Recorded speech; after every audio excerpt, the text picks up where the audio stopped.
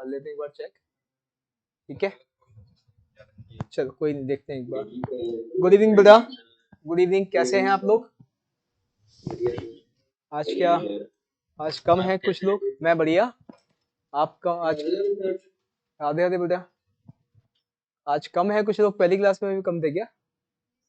है क्यों? Physics chemistry में और भी कम आते हैं कि पहले भी?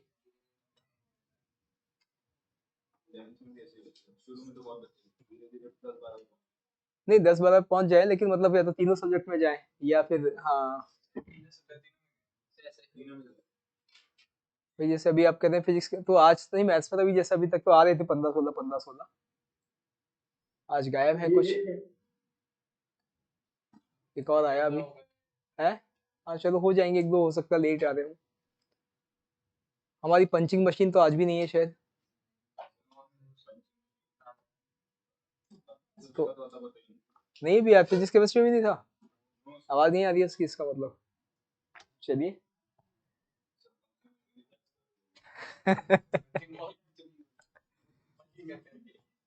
जियो फेंसिंग में फंस गई गई है। चलिए, तो आज हम नया चैप्टर शुरू करेंगे। अच्छा कल किसी ने कुछ कहा था, क्या बोला था कि एक चीज बता देना, मुझे याद दिलाओ, वो बता देते फिर आगे बढ़ते। क्या कुछ बोला था क्या? अच्छा ग्रिड प्रॉब्लम की बात करी थी, ठीक है। तो आज हम जो है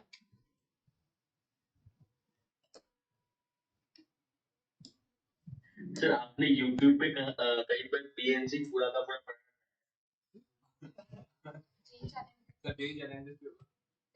जेई चैलेंजेस पे पढ़ाया थोड़ी है, तो क्वेश्चन है यूट्यूब पे, मुश्किल ही होगा। वो बहुत जरूरी था। पीएनसी बेटा पढ़ाया यूट्यूब पर तो बहुत मुश्किल है, पूरा तो मुश्किल है। मतलब वो E2s वाले लेक्चर मैंने देख ली जो प्रिपेयर कराए। E2s वाले जो होंगे ना बेटा, उसमें भी यूट्यूब पर पूरा नहीं होगा। E2s में एक प्रॉब्लम थी वहां पर कि वो पूरा लेक्चर डालते ही नहीं थे, वो सिर्फ किसी भी हाँ चैप्टर का एक लेक्चर डाल दिया, आधा डाल दिया, ऐसे किया करते थे। हाँ, तो पूरा लेक्चर आपको E2 मतलब कहीं भी E2s, हाँ पूरे लेक्चर बेचता जरूर है E2s का, तो वो अभी हाँ पीडब्ल्यू के पास ही है वो लेक्चर्स भी, क्योंकि मर्जर हो गया था। तो ये लोग सेल तो करते हैं, मुझे ये तो याद है, मतलब टॉपिक वाइज भी सेल करते हैं, पूरा कोर्स भी सेल करते हैं E2s वाला। तो हाँ बाकी तो अभी रिसेंटली यहाँ पढ़ाया था इसमें, हाँ ड्रॉपर में AIR, हाँ प्रयास 2.0 है। इनके वीडियो डलवा देंगे यहाँ पे नहीं मुझे सब, हाँ मैं बात करूँ हालांकि उसमें भी, क्योंकि उसमें देखो हाँ ड्रॉपर का बैच है और बिल्कुल आखिरी में पढ़ाया था, तो फास्ट पढ़ाया था सिलेबस कंप्लीट करने के चक्कर में। हाँ लेकिन फिर भी पढ़ाया था, मतलब ठीक है। पांच, हाँ मतलब 3-3 घंटे के 3 लेक्चर हैं शायद जिसमें पढ़ाया है, 3 या हाँ 2.5 लेक्चर के आसपास है, तो उसमें पढ़ाया है। यहाँ तो अभी वही है। क्यों, क्या हुआ आपको, क्या चाहिए जो? तो मतलब रिवाइज करना था। रिवाइज करने के लिए पूरे लेक्चर क्यों देखने? हाँ? हाँ? आपने मतलब कल जो वो फॉर्मूला के पीछे जो मैकेनिज्म बताई ना, अगर मतलब हर एक चीज वैसे एनालाइज करता तो वो चैप्टर बहुत स्ट्रांग था। आप क्वेश्चंस पूछा करो मुझसे, मैं बता दिया करूंगा जो जो ऐसे जहां जहां क्वेश्चंस आएंगे ना हमारे, वैसे बता देंगे। ऐसे पूरा टाइम लगाने की कोई जरूरत नहीं है अभी। आप मतलब मैं पर्सनली फेवर नहीं करूंगा कि जब तक बहुत ज्यादा हमारा चैप्टर वीक हो, हम पूरा चैप्टर वापस हाँ दोबारा से पढ़े किसी से भी। हमने पढ़ा हुआ है एक बार, ठीक है ना। तो आप तो क्वेश्चन, जैसे हमने कल क्वेश्चन किया उसमें हमने सीख लिया, ऐसे ही हम सीखते रहेंगे यदि कभी कुछ आएगा तो, ठीक है। तो मैं तो अभी बिल्कुल इसके तो बिल्कुल फेवर में नहीं हूँ कि आप किसी भी चैप्टर में, पीएनसी ने किसी भी चैप्टर को पूरा देखें दोबारा, मैं कभी फेवर में नहीं होता सर हाँ। और ऐसे तो क्या होगा कि आप देखो, एक और चीज ध्यान रखो, किसी भी टीचर का देखोगे तो हर बार आपको कुछ नया, सब थोड़ा सा उनका अपना सबका तरीका होता है, तो हाँ आपको हर बार कुछ नया लगेगा, आपको लगेगा इसको भी पूरा देखना चाहिए। तो ऐसी भावनाओं में ना बहे, मैं आपसे यही कहूंगा। सर नोट्स डलवा दीजिए, हम कितने देख लेंगे बस। पीएनसी में नोट्स में क्या होता है, मुझे तो आज तक समझ नहीं आया। तो लिखा होता है एनसीआर में, बस इतना। अब कैसे किया वो तो हाँ। आपने जो बनाया था उसकी स्लाइड्स। एक काम करेंगे, मैं कुछ क्वेश्चंस देता रहूंगा आपको डीपीपी में, ज्यादा बढ़िया है। वो सबसे बढ़िया तरीका है ना, वो सबसे बढ़िया तरीका है, बाकी ज्यादा दिमाग मत लगाओ आप। चलिए, टॉपिक्स टू बी कवर्ड, आज हम हमारा एक तो नया चैप्टर शुरू करेंगे। एक वो जो आपकी स्पेशल प्रॉब्लम है उसको रिवाइज करेंगे, ग्रिड प्रॉब्लम जिसकी आप बात कर रहे थे पीएनसी में, ठीक है। और इसके बाद हम हाँ शुरू करेंगे new chapter, relations and functions. इसका आज हम बेसिक से देखेंगे।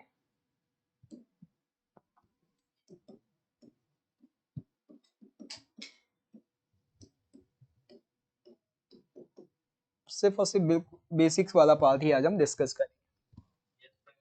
चलिए, तो ग्रिड प्रॉब्लम की बात कर रहे हैं तो पहले तो उसी को ले लेते हैं क्वेश्चन। एक ग्रिड बना लें,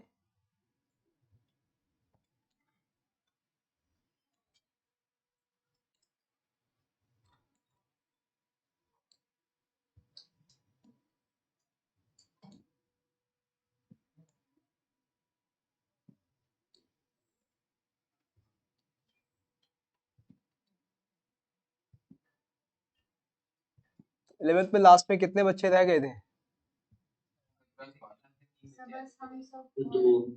हैं? कितने? 2 बच्चे।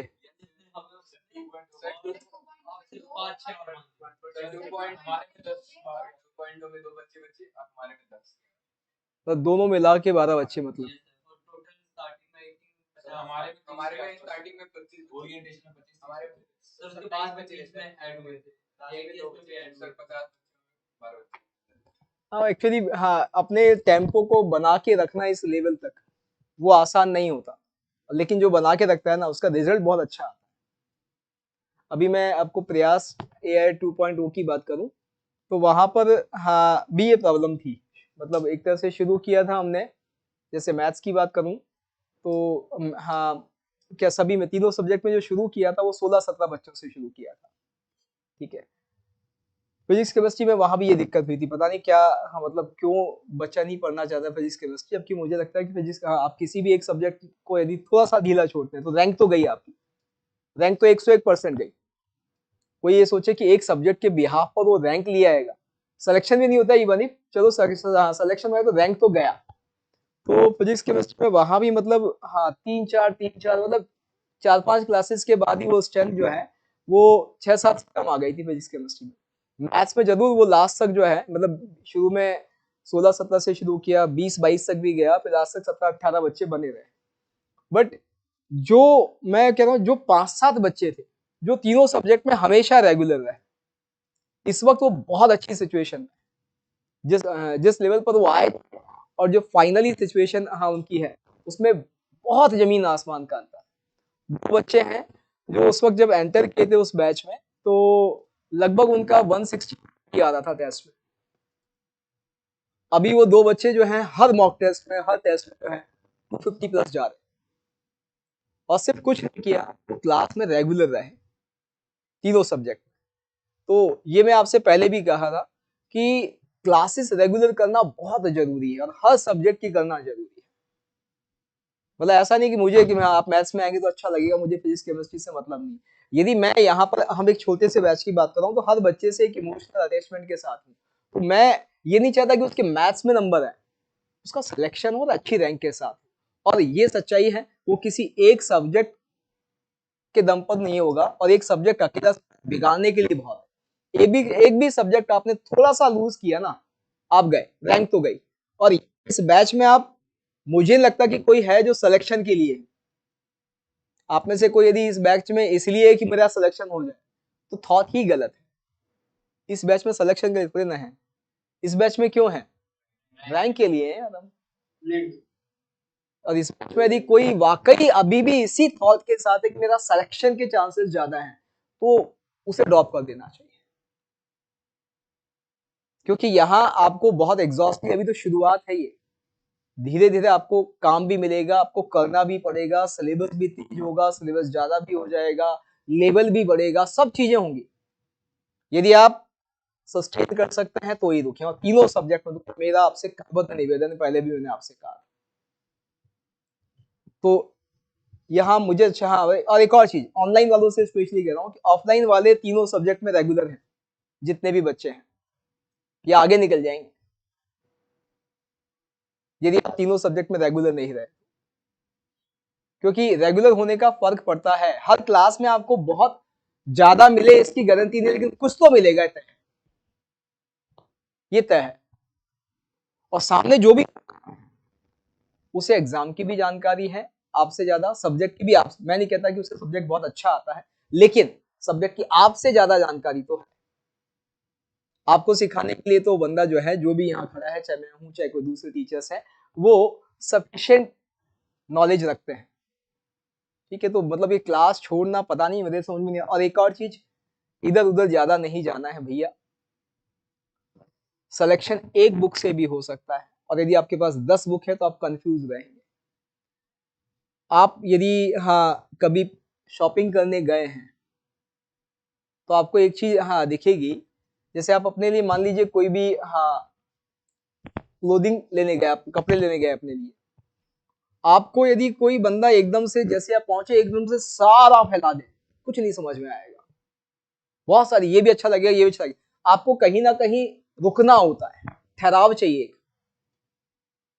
सामने वाला से हाँ जो सेल्समैन है या सेल्स रिप्रेजेंटेटिव है, उसकी भी खासियत तभी अच्छी, वो भी तभी अच्छा है जब वो आपको एक दो बार में आपके टेस्ट को पहचान कर आपको वही दिखाए। कहीं भी कुछ दिखाएगा तो भटकाव होगा। आप देखें, हाँ आप खोल के बढ़िया हो ना यार, यूट्यूब खोलते हैं अपन, कुछ भी खोलते हैं, अपन ने कुछ एक चीज खोली, बहुत सारी चीजें आती है। अब यदि आप अपने आप पर कंट्रोल नहीं है, लगाने 10 मिनट थे, लगता है 1 घंटा है, मिलता वो 10 मिनट वाला काम का ये बस। तो इसलिए बहुत जरूरी है कि इधर उधर ना भटके, जहां भी जाना है जहां भी करना है, मैं नहीं कहता आप यहां करें, आप जहां भी कर रहे हैं आप एक जगह करें, फेथ के साथ करें, आपका रिजल्ट अच्छा आएगा। ठीक है, तो ये है बाबू, और इसमें हम कुछ पॉइंट मार्क कर देते हैं बेटा। ए बी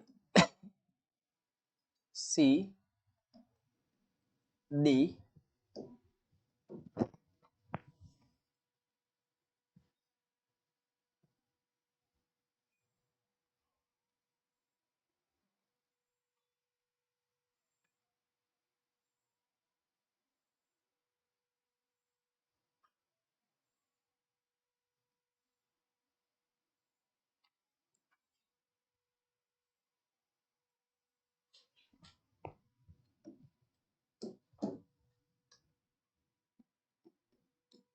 ई, ये डी था और ये एफ है। ठीक है, अब एक बंदा है जो यहाँ ए से चलेगा और उसका जो मूवमेंट अलाउड है वो अलाउड है सिर्फ लाइंस पर, वो सिर्फ लाइंस पे चल सकता है, इधर हाँ हॉरिजॉन्टल वर्टिकल। तो हम क्वेश्चन लिख रहे हैं कि भाई कितने नंबर ऑफ वेज होंगे या नंबर ऑफ पाथ होंगे, पाथ भी यहाँ पर कौन से की बात कर रहे हैं हम, शॉर्टेस्ट। पहला क्वेश्चन है from A to D without any condition. ध्यान रखना है बंदे का मूवमेंट सिर्फ लाइंस पर अलाउड है और शॉर्टेस्ट पाथ हाँ फॉलो करना है। और पहला क्वेश्चन है कि ए से डी तक जाना है कोऑर्डिनेट की कोई जरूरत नहीं है, हाँ कोऑर्डिनेट की कोई जरूरत नहीं है इसमें। पहला तो ये है कि ए से डी जाना है, शॉर्टेस्ट पाथ का मतलब समझ रहे हैं आप, सबसे छोटा पाथ। सबसे छोटा पाथ कब होगा, जब उसे लाइंस पर ही चलना है और सबसे छोटे पाथ को फॉलो करना है। तो सिंपल है कि उसका मूवमेंट दो ही तरह से होना चाहिए, फॉरवर्ड अपवर्ड। ऐसा नहीं कि ऊपर जाके कहीं वापस नीचे आ जाए या आगे जाके कहीं पीछे आ जाए, वो अलाउड नहीं है। तो फिर क्लियर है कि शॉर्टेस्ट पाथ फॉलो करेगा यदि वो दो ही पैटर्न पे चल रहा है, इधर फॉरवर्ड और अपवर्ड। तो ए टू डी की हम जब बात कर रहे हैं, एक तो पहला क्वेश्चन ये है। दूसरा क्वेश्चन है बेटा कि फ्रॉम ए टू डी और वाया बी। तीसरा क्वेश्चन है बच्चे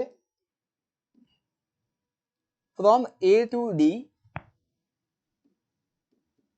via B but not through C, ये C पॉइंट है।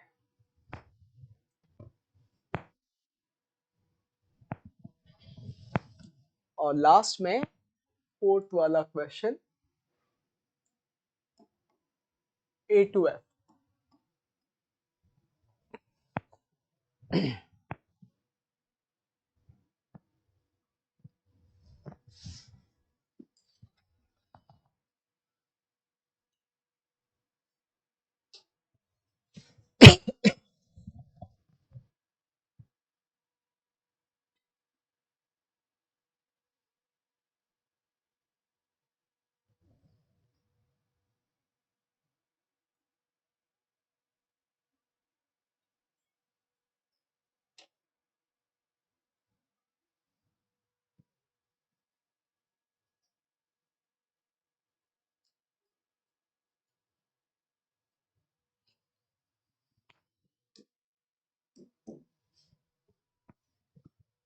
अब जैसे यहाँ पे हमें समझ में आता है A से D जाना है, तो 1 2 3 4 5 6 7 8 9 9 फॉरवर्ड स्टेप होने चाहिए।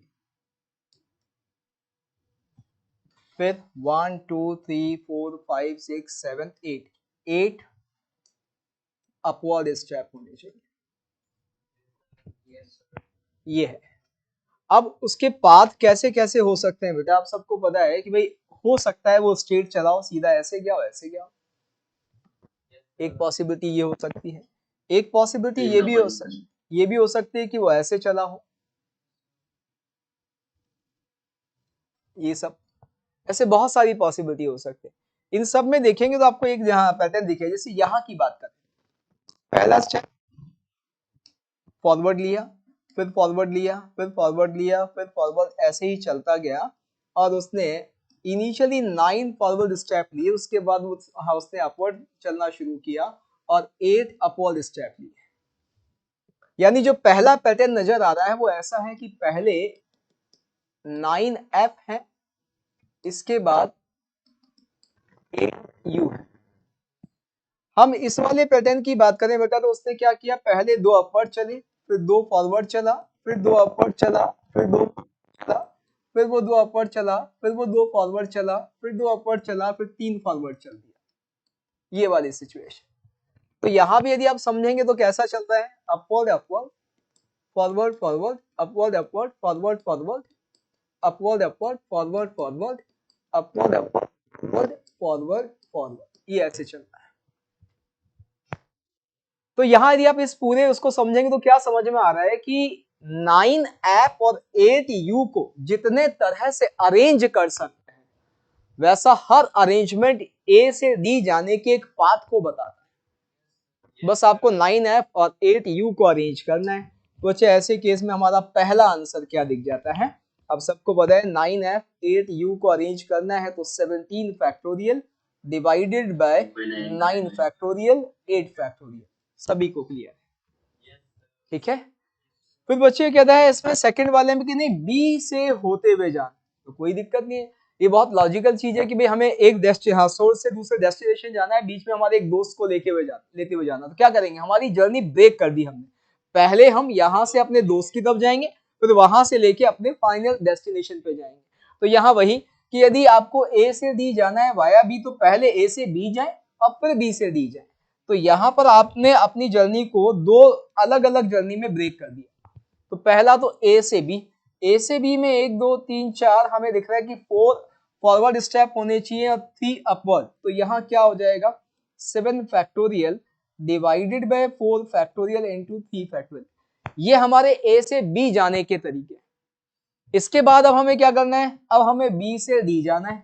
तो हमें पता है बी से डी में हमें अब 5 फॉरवर्ड और 5 ही अपवर्ड चलने हैं। तो इसका मतलब क्लियर है कि यहाँ हमें क्या करना होगा, यहाँ 10 factorial divided by 5 for 4F, 5F and 5 for 5U। ये हमारा A से D वाया B हो गया। अब थर्ड वाले में कहता है कि A से D जाना है, B होते हुए जाना, लेकिन C रास्ते में नहीं आना चाहिए। हाँ, तो हमारा जो जर्नी अभी हमने किया है वही रखेंगे, उसमें से हम वो माइनस कर देंगे जहां हमने हम सी से आए।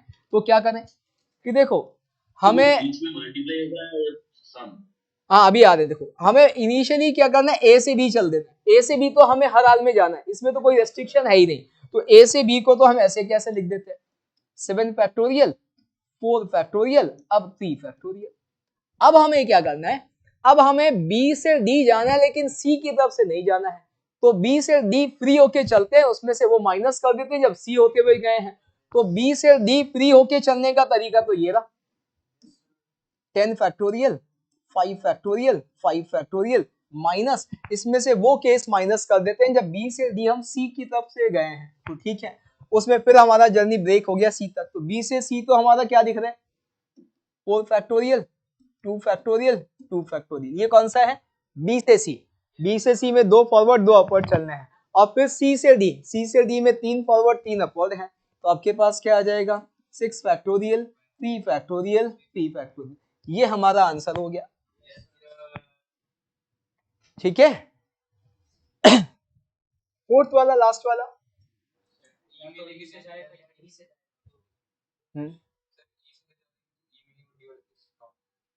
क्या करें बताओ फिर कैसे निकालें। एक बार ए से ई फिर डी से एक बार डी से ई फिर डी से। देखो यहाँ भाई, यहाँ पर क्या कह रहे हैं कि भाई दो तरीके हैं सर, एक तो आप ए से ई जाएं फिर ई से एफ जाएं, दूसरा ए से डी जाएं और डी से एफ जाएं। ये दो पॉसिबिलिटी है, लेकिन ये क्वेश्चन इसीलिए मैंने इंटेंशनली ऐड किया कि ये दो बिल्कुल सही है। हाँ, लेकिन इसमें एक पर्टिकुलर केस डबल काउंट होगा जो दोनों जगह काउंट हो रहा है। कौन सा, ए से ई से डी और डी से एफ, ये दोनों जगह काउंट हो रहा है। तो ये हमें माइनस करना पड़ेगा।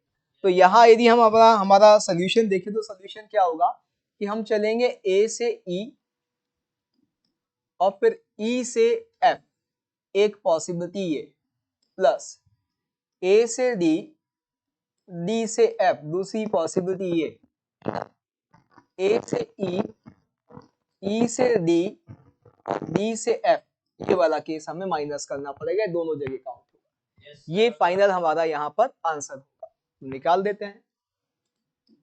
ए से ई जाने का तरीका हमें पता है बेटा कितना, 16 फैक्टोरियल अपॉन 8 फैक्टोरियल 8 फैक्टोरियल, क्योंकि ए से ई में 8 हमें फॉरवर्ड चलने हैं, सॉरी कितने 9 फॉरवर्ड चलने हैं, 9 फॉरवर्ड और 7 वो करना है। तो आपके पास 9 फैक्टोरियल 7 फैक्टोरियल, 9 फॉरवर्ड 7 अपवर्ड, ये ए से ई हो गया। अब ई से एफ में 1 2 3 4 5 6 7, 1 2 3 4 5 6, तो आपको क्या करना है समझ में आ रहा है, 13 फैक्टोरियल 6 फैक्टोरियल 7 फैक्टोरियल। ये तो हमारा ए से ई और ई से एफ हो गया। दूसरी पॉसिबिलिटी ए से डी हमें पता है 17 फैक्टोरियल 9 फैक्टोरियल 8 फैक्टोरियल, और फिर डी से एफ में हमें पता है ये तो हमें 1 2 3 4 5 6 7 है और यहाँ 5 है। तो आपके पास क्या होगा 12 factorial minus 7 factorial 5 factorial minus, अब इसमें से कौन सा केस माइनस करना है, जब ए से ई गए हो ई से डी गए हो, तो ए से ई से डी वाला केस माइनस कर देते हैं, माइनस ए से ई का तरीका हमें पता है ये रहा, 16 फैक्टोरियल 9 फैक्टोरियल 7 फैक्टोरियल। फिर कौन सा, ई से डी का एक ही तरीका है, फिर डी से एफ का तरीका ये रहा बेटा, और ये है 12 factorial divided by 7 factorial into 5 factorial. ये हमारा फाइनल आंसर है।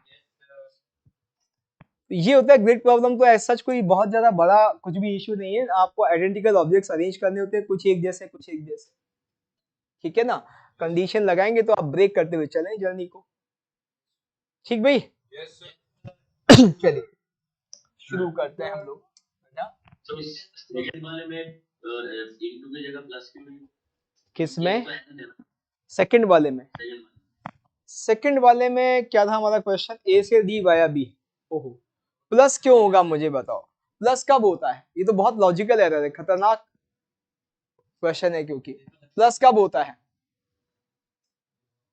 जब आपको दो काम करने हो और उनमें से एक्चुअल आपका एक काम करने से काम बन जाता है तब तो प्लस करते हैं, इधर और का केस होता है। हाँ सर। दिस एंड दिस यानी आपको सारे काम करने हैं, एंड का केस होता है तो उस केस में मल्टीप्लीकेशन करते हैं। हमारा जर्नी क्या है, ए से डी जाना है वाया बी, यानी आपको डी तक पहुंचना है, आपको बी पे रुकना नहीं है। तो क्या करेंगे, ए से बी जाना जरूरी है, ए से बी जाना भी जरूरी है, बी से डी जाना भी जरूरी है, तो दोनों ही काम जरूरी हैं। तो मल्टीप्लीकेशन, तो ए से बी जाने के अपने तरीके हैं, बी से डी जाने के अपने के तरीके हैं। आपका एक्चुअल काम क्या है, दोनों ही करना है, तब आप ए से डी वाया बी पहुंचोगे। तो आपको नंबर ऑफ वेज क्या करने पड़ेंगे, multiplication, fundamental principle of multiplication. Yes sir yes. ठीक है ना। चलिए हम शुरू करते हैं relations and functions.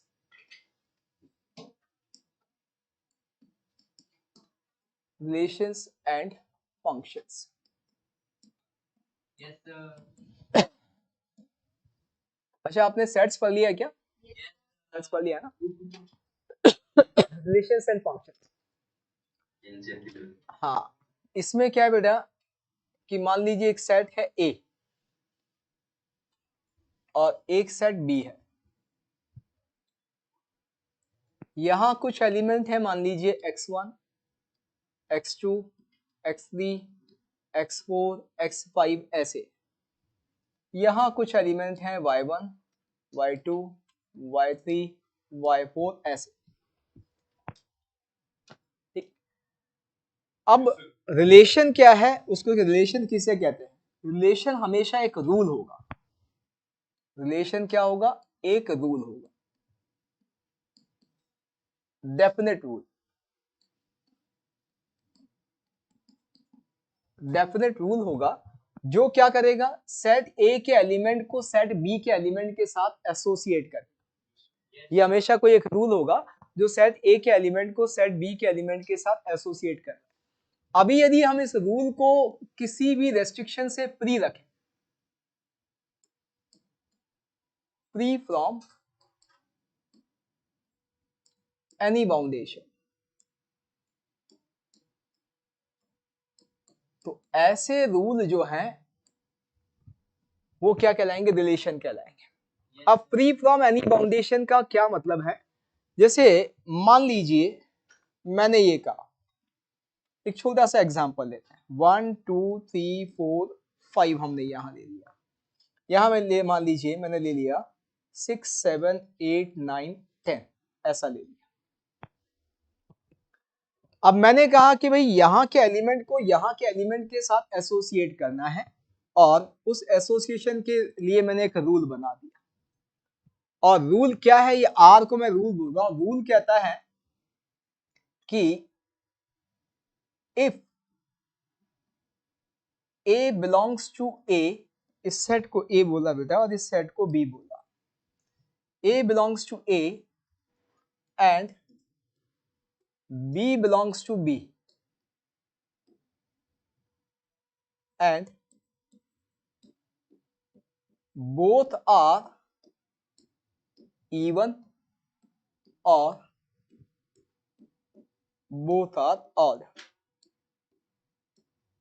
then A related to B,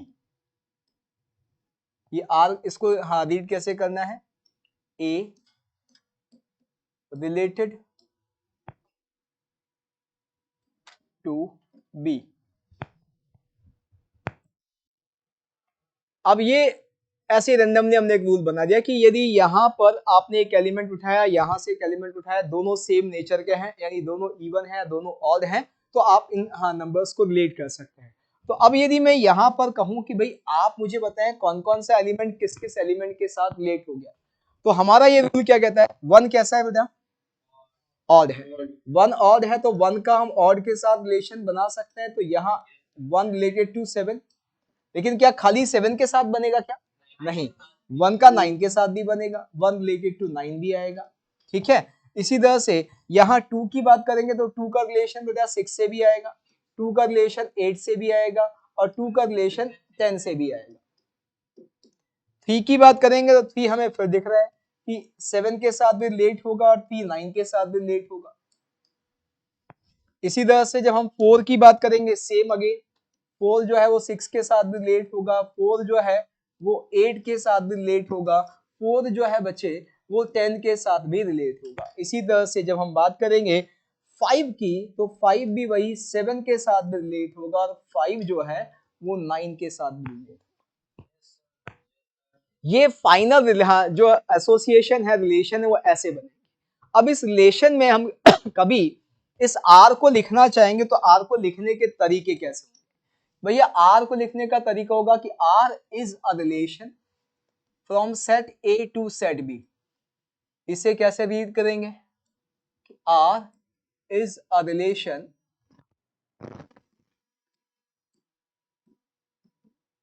from set A, और यहां बोलेंगे कि A comma B belongs to R where A is from set A and B is from set B। यानी इस रिलेशन R में जो element होगा वो एक ऑर्डर्ड पेयर होगा। इस रिलेशन R में जो एलिमेंट होगा वो ऑर्डर्ड पेयर होगा, और उसका पहला एलिमेंट पहले सेट से आएगा, दूसरा एलिमेंट हमेशा दूसरे सेट से। तो अब ऐसे केस में बच्चे यदि मैं इस वाला जो हमने ये एग्जांपल लिया है इस रिलेशन R को बनाऊं, तो ये रिलेशन R में कौन कौन से एलिमेंट होंगे वो हमें साफ साफ दिख रहे हैं। ऐसे भी लिख सकते हैं और सिंपली ऐसे लिख के भी छोड़ सकते हैं कि 1,7 1,9 2,4 सॉरी 2,6 फिर 2,8 2,10 फिर 3,7 3,9 फिर इसी तरह से 4,6 4,8 4,10 और एट द लास्ट 5,7 और 5,9। ये हमारा फाइनल रिलेशन आया। तो लिखने का तरीका सब कुछ कैसे होगा वो सारी चीजें मैंने आपको समझा दी। यहां पर कुछ टर्म्स भी होंगी। टर्म्स कौन कौन सी, कुछ और चीजें भी ऐसे डिफाइन करेंगे। जैसे एक चीज डिफाइन होती है वो क्या है? Domain. Domain of R, relation R का डोमेन। तो रिलेशन आर का डोमेन क्या होगा? ये सारा नहीं, ये जरूरी नहीं, सेट हो जरूरी नहीं। यहां जो एलिमेंट है उन्हीं के साथ हमें करना है। ठीक, जैसे मान लो यहां पर मैं रिलेशन अभी तो बोला कि ऑड का ऑड के साथ रिलेशन होना चाहिए, इवन का इवन के साथ होना चाहिए। मैं ऐसे डिफाइन करता कि A belongs to A, B belongs to B and both are prime और बोथ आर कंपोजिट। जब मैं both are prime both are composite बनाता तो रिलेशन अलग बनता। आपको समझ में आ रहा है? बनता नहीं बनता? और आपको ये भी समझ में आना चाहिए उस केस में वन यूज नहीं होता। क्यों? One is neither prime nor composite. तो वन का किसी के साथ रिलेशन होता ही नहीं, वो स्पेयर पड़ा हुआ होता है। यानी सेट में एक एलिमेंट ऐसा होता जिसका कोई रिलेशन यहां नजर नहीं आता। ऐसा नहीं है कि सिर्फ यही वाला स्पेयर पड़ा हो सकता है कि यहां मैंने वन डाल दिया होता तो यहां भी पड़ा होता, या कुछ और डिफाइन कर दें तो उसमें यहां कुछ पड़े रहेंगे जिनका किसी के साथ रिलेशन नजर नहीं आएगा। तो डोमेन जो है वो ये पूरा सेट ए नहीं बोल रहा है। डोमेन में सिर्फ क्या होगा? डोमेन में हमेशा ये ध्यान रखना है कि भैया डोमेन जो है वो डिफाइन करेंगे तो कैसे? उसमें हर वो एलिमेंट ए होगा जिसमें क्या होगा कि A belongs to set A होगा, साथ ही साथ एक और चीज होगी, A comma B belongs to R होगा। यानी किसी ना किसी बी के साथ ए की एसोसिएशन होगी और ए सेट ए का एलिमेंट होगा तो ही डोमेन में होगा। तो यहां क्योंकि सारे के सारे एलिमेंट हो रहे हैं तो हमारा डोमेन पूरा का पूरा ये आ जाएगा। लेकिन जैसा मैंने समझाया, मैं इवन ऑड की जगह प्राइम और कंपोजिट लिख देता तो फिर वन डोमेन में नहीं आता। ये ध्यान रखना। तो डोमेन कहां से निकालनी है? इन सेट से नहीं निकालनी। डोमेन निकालनी है कहां से? कि ये जो आपका रिलेशन आर है इसमें जितने भी ऑर्डर्ड पेयर हैं उन सब ऑर्डर्ड पेयर का जो पहला एलिमेंट होगा उनके कलेक्शन से डोमेन बनेगा। फिर अगला टर्म डिफाइन होगा बेटा, वो डिफाइन होगा रेंज।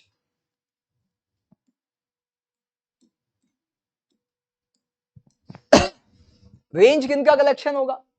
जिसमें से डोमेन हमने सेट ए के वो एलिमेंट उठा के रखे जिनकी कहीं ना कहीं एसोसिएशन नजर आए। ऐसे रेंज में क्या होगा? सेट बी के वो एलिमेंट होंगे जिनका कहीं ना कहीं किसी ना किसी के साथ एसोसिएशन होगा।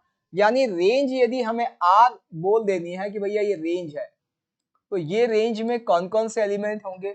हर वो एलिमेंट बी होगा जहां बी सेट बी से होगा और साथ ही साथ ए कॉमा बी जो है वो हमारे आर वाले रिलेशन में होगा। तो यानी एक रिलेशन बनने के बाद सारे पहले एलिमेंट्स के कलेक्शन से जो सेट बनेगा वो डोमेन होगा और दूसरे एलिमेंट के कलेक्शन से जो बनेगा वो क्या होगा? रेंज होगा। ये हमें ध्यान रखना है। इसे हम पूरे सेट बी को क्या बोलते हैं? कोडोमेन। पूरे सेट बी को क्या बोलेंगे? कोडोमेन बोलेंगे। अब जैसे मैंने कहा कि हम जब रिलेशन की बात कर रहे हैं तो एक तरह से आप कह सकते हो रिलेशन की जब बात कर रहे हैं तो हमने यहां लिख दिया कि भैया आर, जब आप यहां से यहां कोई एसोसिएशन बना रहे हैं तो किसी तरह की कोई रेस्ट्रिक्शन नहीं है, कुछ भी जरूरी नहीं है। जैसे मैंने अभी डिफाइन किया उसमें यहाँ के भी सारे एलिमेंट यूज हो गए, सारे यहाँ के भी यूज हो गए, और यहाँ के एक एलिमेंट का यहाँ के दो दो एलिमेंट के साथ भी एसोसिएशन दिखा, तीन तीन के साथ भी दिखा, ऐसा उल्टा भी यहाँ भी दिख रहा है। तो अभी आप फ्री हैं, लेकिन फंक्शन में क्या होगा कि फंक्शन रिलेशन का ही एक पर्टिकुलर केस होगा, वो हम देखेंगे क्या होगा, कैसे होगा। अब इस पूरी चीज में एक और चीज आपने सेट थ्योरी में ए क्रॉस बी पढ़ा क्या? कार्टेशियन प्रोडक्ट पढ़ा है ना? तो कार्टेशियन प्रोडक्ट पढ़ा है तो आपको एक चीज समझ में आ रही होगी, ये जो आर है ये कार्टेशियन प्रोडक्ट का ही सबसेट है या नहीं? कार्टेशियन प्रोडक्ट में कितने एलिमेंट होंगे? यहाँ के हर एलिमेंट को वहां के हर एलिमेंट के साथ आपको एसोसिएट करना है। तो यहाँ यदि देखें 5, यहाँ 5 तो 25 आ जाएंगे। उसमें से हमारे अभी पास कुछ काम क्या है? तो ए क्रॉस बी का हर सबसेट जो है वो एक रिलेशन होता है ए से बी पर। तो हम ऐसे भी लिख सकते हैं,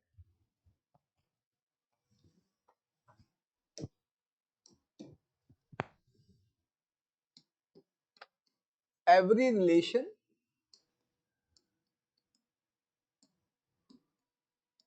from A to B will be a subset of A cross B। ठीक है ना? अब यदि इसकी बात है तो सबसेट तो 5 भी होता है, यानी ऐसा भी हो सकता है कि आपने कोई ऐसा रूल बना के यहां रख दिया कि किसी का किसी के साथ एसोसिएशन नहीं हो रहा है। तो फिर ऐसे केस में मान लो मैं कहूं कि ए जो है वो बी के साथ कब रिलेट होगा? जब ए जो है बी जो है वो ए का डिवाइजर होगा। तो यहां आप देखो कोई नंबर यहाँ के किसी नंबर का डिवाइजर है क्या? ना। तो फिर ये क्या हो जाएगा? ये रिलेशन तो है लेकिन इसमें आपको यहां पर कुछ भी नजर नहीं आएगा। ऐसे रिलेशन को हम क्या बोलते हैं? नल रिलेशन या वॉइड रिलेशन। तो यदि आपका रिलेशन जो है वो पाई है, ठीक है, या जैसा आप जानते हैं ऐसा है, इस रिलेशन को हम क्या बोलते हैं? वॉइड रिलेशन और नल रिलेशन।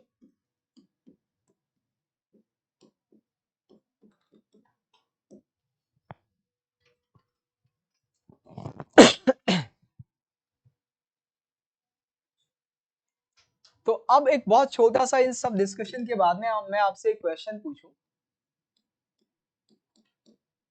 कि बेटा एन ऑफ ए जो है वो पी है और एन ऑफ बी जो है वो क्यू है, तो आप मुझे बता सकते हैं क्या how many relations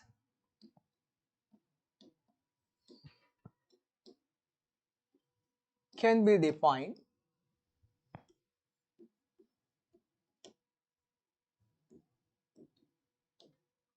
from set A to set B?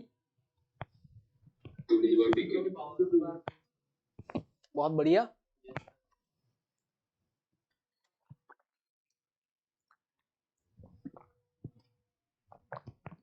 आपको सबको समझ में आ गया क्या कि भैया हमारा हर रिलेशन एक्चुअली ए क्रॉस बी का सबसेट होगा। तो जितने A क्रॉस B के सबसेट होंगे उतने ही रिलेशन बनाए जा सकते हैं।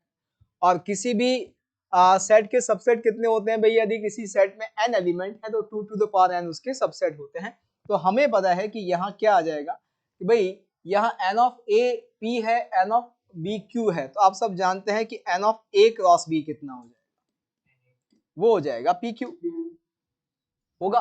और अभी इस A क्रॉस B के नंबर ऑफ सबसेट कितने हो जाएंगे, number of subsets of A cross B।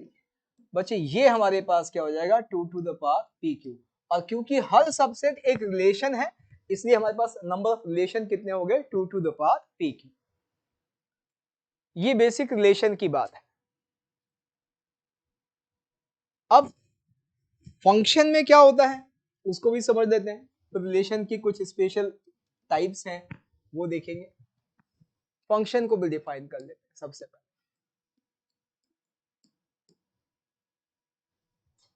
Function भी क्या है बेटा कि सेट A है, यहां सेट B है, A से B पर आप F क्या है, ये भी एक रूल है जिस तरह से R हमने रूल दिया था, ये भी एक रूल है जो सेट A के एलिमेंट्स को सेट B के एलिमेंट के साथ एसोसिएट करता है। बस यहां पर एक कंडीशन है, वहां फ्री था, कोई रेस्ट्रिक्शन नहीं थी, यहां इस रूल पर कंडीशन क्या है, वो ये है जी, every element of A, every element of A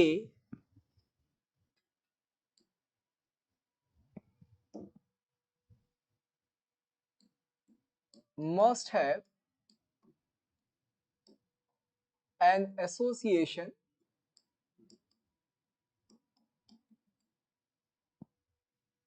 with a unique element of set B। यहां इस पूरे में आप देखिएगा दो चीज मैं हाईलाइट कर रहा हूं, एक तो सेट A का हर एलिमेंट का एसोसिएशन होना चाहिए और दूसरा वो एसोसिएशन यूनिक होना चाहिए, ठीक है ना, वो एसोसिएशन यूनिक होना चाहिए। ये कैसे, इसका क्या मतलब है, हाँ रिलेशन में ऐसी बाउंडेशन नहीं, ठीक है, रिलेशन में तो किसी तरह की कोई बाउंडेशन नहीं, यहाँ के एक एलिमेंट का यहाँ के सारे एलिमेंट के साथ एसोसिएशन भी हो सकता था, यहाँ के सारे एलिमेंट का यहाँ के एक एलिमेंट के साथ एसोसिएशन भी हो सकता था, यहाँ पे 4 एलिमेंट ऐसे पड़े हो जिनका कोई एसोसिएशन ना हो वो भी चलेगा, यहाँ पे 5 एलिमेंट पड़े हो जिनका कोई एसोसिएशन ना हो वो भी चलेगा, इवन इफ यहाँ के भी सारे खाली पड़े हैं, यहाँ के भी सारी खाली पड़े हैं, वो भी चलेगा। लेकिन फंक्शन में क्या है, फंक्शन में इन दो चीजों का आपको ध्यान रखना है कि हर वो रिलेशन जो इन दो रेस्ट्रिक्शन के साथ सेट A से सेट B पर आपने डिफाइन किया है, ऐसा हर रिलेशन फंक्शन है। अब ये रिलेशन क्या कह रहा है, ये रिलेशन पहली चीज तो ये कह रहा है भैया सेट A में नो स्पेयर एलिमेंट, यहां कोई भी स्पेयर एलिमेंट अलाउड नहीं, यानी यहां के हर एलिमेंट की यहां कम से कम किसी ना किसी एक एलिमेंट के साथ एसोसिएशन नजर आनी चाहिए। यहां स्पेयर एलिमेंट हो सकता है क्या, यहां चलेगा, यहां स्पेयर एलिमेंट हो सकता है, तो यहां पर हो सकता है में है स्पेयर एलिमेंट्स, यहां हो सकता है। इसने तो क्या इंश्योर कर दिया, इसने every element of set A ensure कर दिया। अब अगला जो है कि यूनिक एसोसिएशन होना चाहिए, इसका क्या मतलब है कि यहां के एक एलिमेंट की यहां के सिर्फ एक ही एलिमेंट के साथ एसोसिएशन चाहिए। जैसे मान लीजिए बच्चे यहां x1 x2 x3 ऐसे कुछ रखे हुए हैं, मैंने यहां पे मैंने y1 y2 y3 रख दिए हैं, y4 y5 ऐसे कर दिए हैं। तो यदि हम इस तरह का एसोसिएशन करें,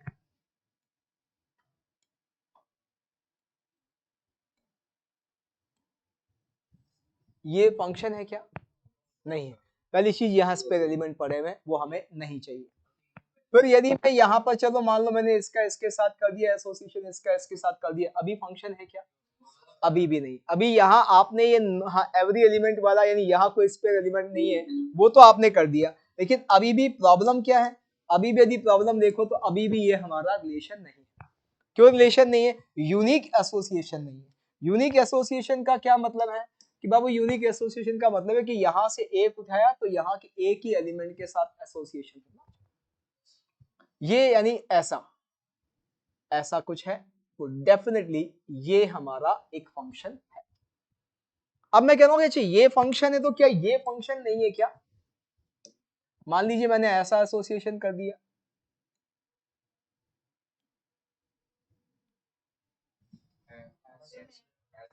अभी भी ये फंक्शन है।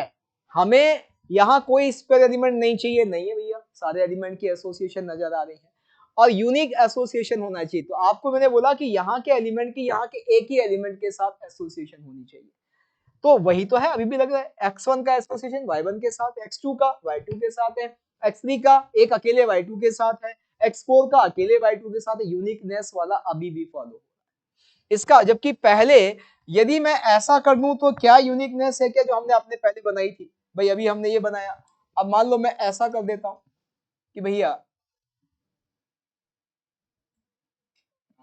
अभी कोई स्पेयर एलिमेंट नहीं है लेकिन यूनिकनेस नहीं है, यहाँ के एक एलिमेंट की यहाँ के एक यूनिक एलिमेंट के साथ एसोसिएशन नहीं है, दो दो एलिमेंट के साथ एसोसिएशन, ये फंक्शन नहीं है।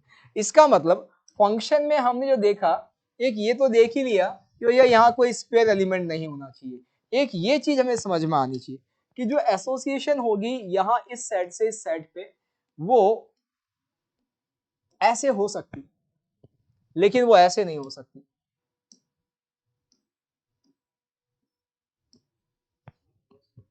यानी यदि हम यहां समझें तो ऐसा हो सकता है कि यहां के एक से ज्यादा यहां के एक ही के साथ एसोसिएट हो चलेगा, लेकिन यहां के एक एलिमेंट की यहां के एक से ज्यादा एलिमेंट के साथ एसोसिएशन हो ये नहीं चलेगा।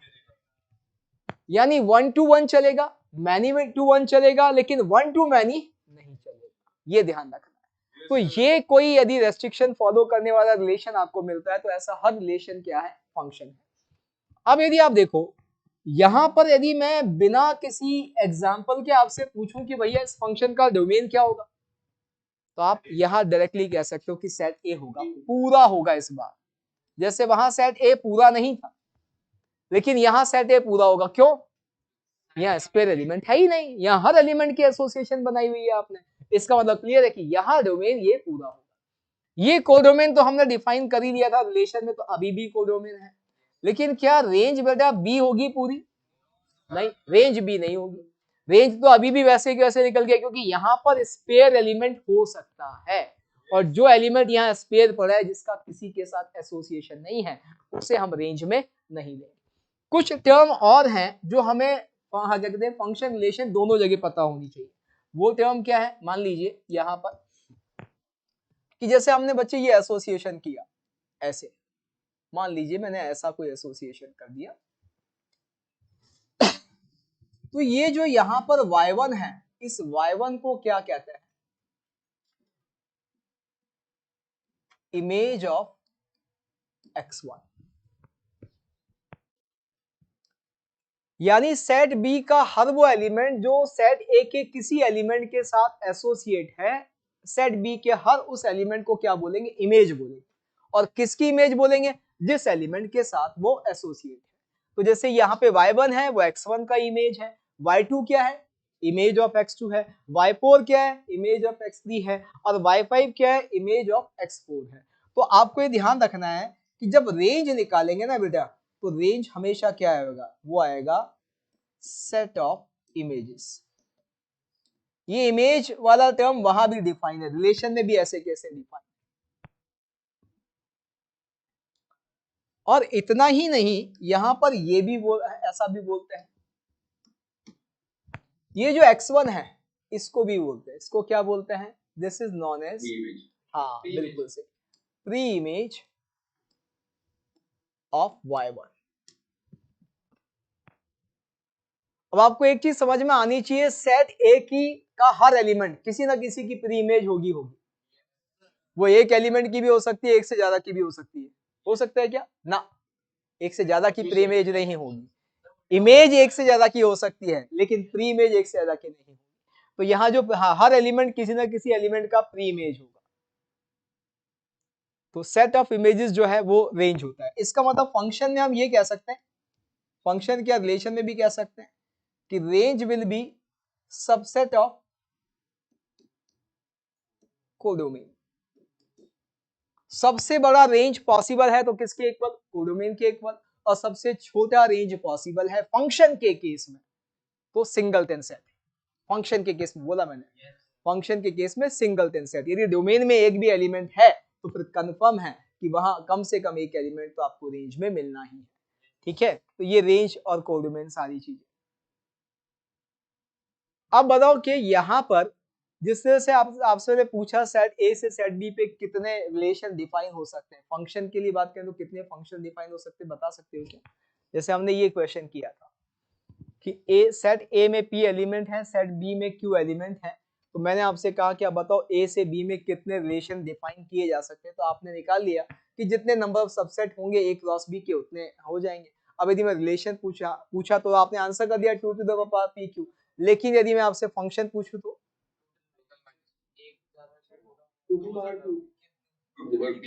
बहुत बढ़िया, क्यू का पावर पी, खत्म। फंक्शन की जब हम बात करेंगे ना बेटा, भैया कितने फंक्शन से डिफाइन होंगे तो खत्म।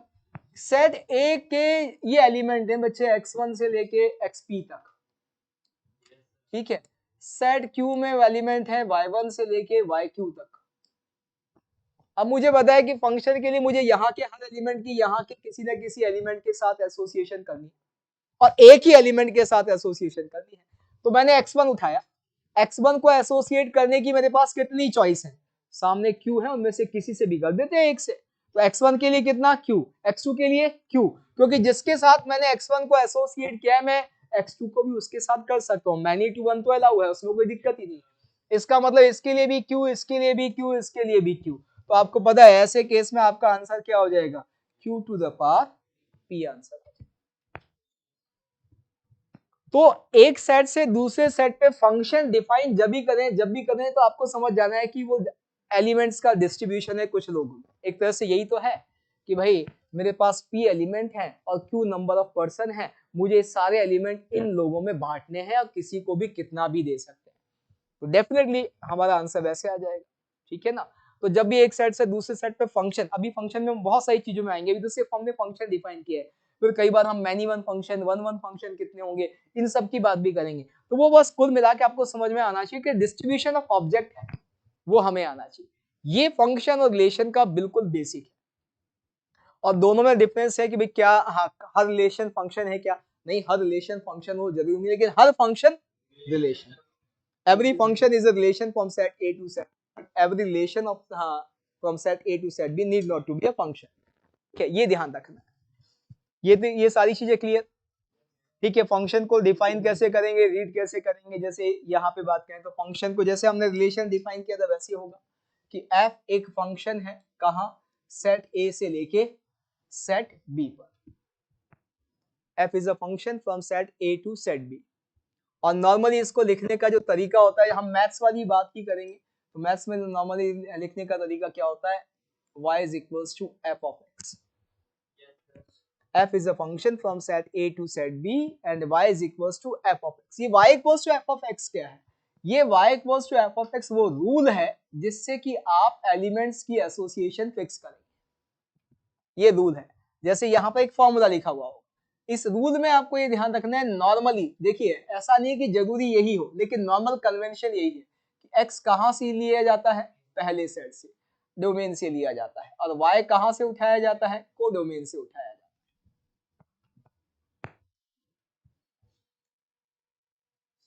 अब इसमें भी बेटा यहां पर जैसे मान लीजिए मैंने कहा कि भाई f एक सेट है, set of natural number to set of natural number, और मैंने डिफाइन कर दिया कि fx is equals to 2x plus 1। तो अब आपको आई थिंक समझ में आना चाहिए कि ये एसोसिएशन आप अपने आप ही फिक्स करते हुए चलेंगे, कोई दिक्कत नहीं। कैसे? ये सेट ऑफ नेचुरल नंबर है, ये भी सेट ऑफ नेचुरल नंबर है। 1 2 3 4 5 ऐसे ही चलेगा बेटा, यहाँ भी 1 2 3 4 5 ऐसे ही चलेगा। ठीक है, अब आपको पता है कि 1 की एसोसिएशन किसके साथ होने वाली है?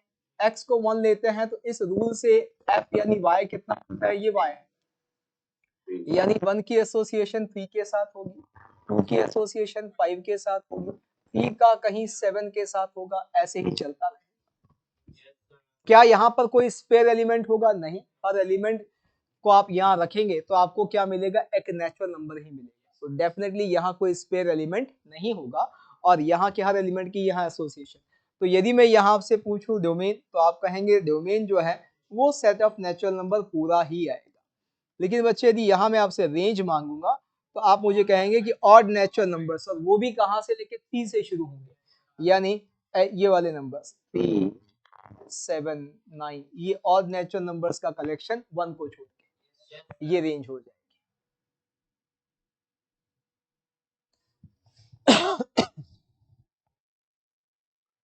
अच्छा, अब जब ये बात चली है तो एक छोटा सा क्वेश्चन और था कि मान लीजिए बच्चा सेट ए हमारे पास ये है 1 2 3 4 5, सेट बी हमारे पास है मान लीजिए 2 5 10 17 26 30। ठीक, अब मैं आपसे पूछ रहा हूं number of functions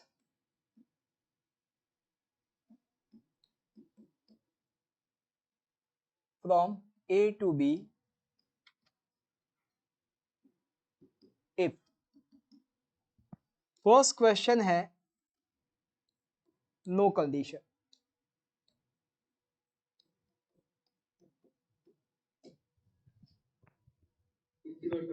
second question है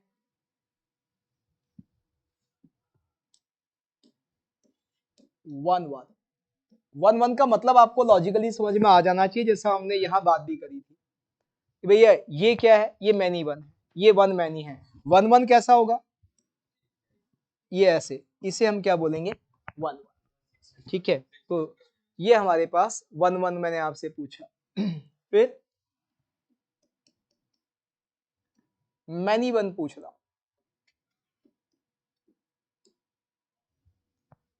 फिर फोर्थ है इंक्रीजिंग,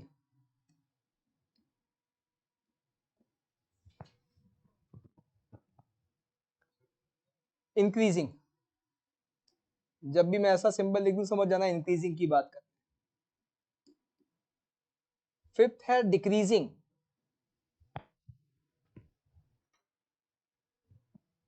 और सिक्स है 1 1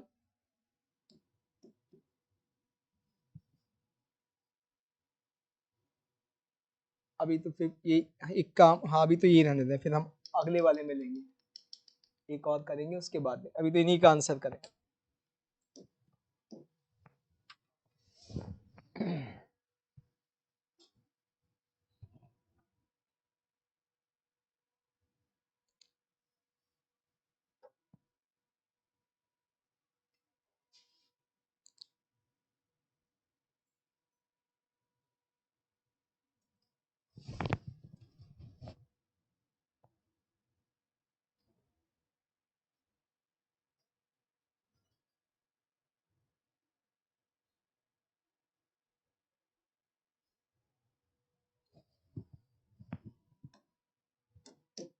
फर्स्ट वाला तो हो गया होगा, कोई कंडीशन नहीं, तो इसके लिए भी मेरे पास 6 चॉइस है, इसके लिए भी मेरे पास 6 चॉइस है, सबके लिए 6 चॉइस है, तो 6 to the power 5 I think सभी को समझ में आ गया।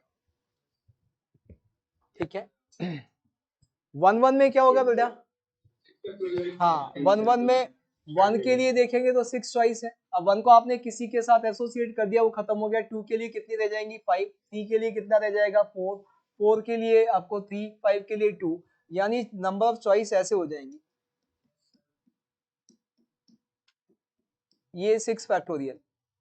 एक और तरीके से इसको देख सकते हैं। कैसे देख सकते हैं कि यदि मुझे 1-1 चाहिए तो यहाँ 5 एलिमेंट है, तो यहाँ के भी 5 एलिमेंट ही यूज होंगे।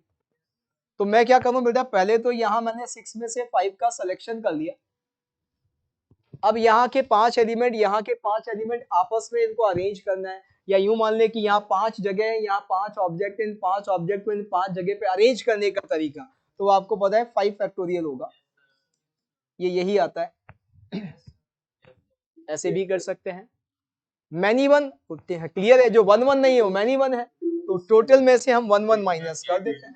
हाँ, टोटल में से हम 1-1 माइनस कर देते हैं तो हमारा आंसर आ जाएगा मैनी वन का।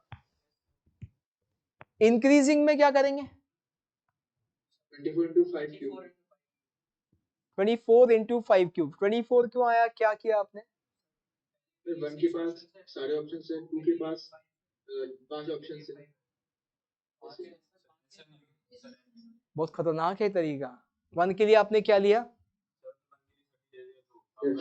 हाँ 1 के लिए 30 ले लिया, काम खत्म। आपने 1 किसको दिया उसके बाद आगे की चॉइस उस पर डिपेंड करती है। आप इंक्रीजिंग का बेसिक मतलब तो समझते हैं ना, बड़े एक्स का वाई बड़ा। यदि एक्स बड़ा लिया आपने, एक्स को जैसे ही बढ़ाएंगे तो वाई भी बढ़ना चाहिए। बस ये ध्यान है भाई, इंक्रीजिंग का सिंपल सा मतलब है कि यदि x1 ग्रेटर देन x2 है तो आपको समझ में आना चाहिए कि fx1 ग्रेटर देन fx2 होना चाहिए। यही है ना इंक्रीजिंग का मतलब। इतना तो सभी को समझ में आता है कि x के बढ़ने के साथ y बढ़ना चाहिए, x के कम होने के साथ y कम होना चाहिए, इंक्रीजिंग का मतलब। तो यहाँ पे यदि मुझे इंक्रीजिंग बनाना है बच्चे तो बहुत आसान है। आप सोचो क्या करना है।